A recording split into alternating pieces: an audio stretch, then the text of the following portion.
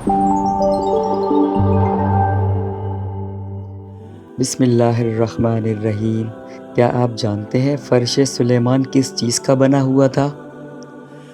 فرش سلیمان سونے اور ریشم کا تیار کردہ تھا۔ یہ ایک بہت لمبا چوڑا فرش بچھایا جاتا تھا۔ اس کے بیچ میں ایک ممبر ہوتا تھا جس پر آپ بیٹھتے تھے۔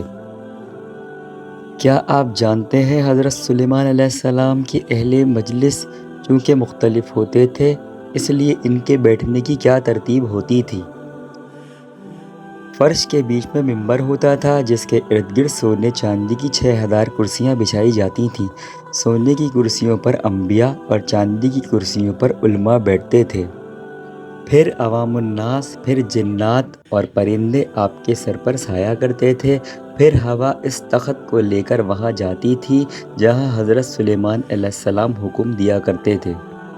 ان اسلامی معلومات کو آگے بھی پہنچائیں۔ جزاک اللہ۔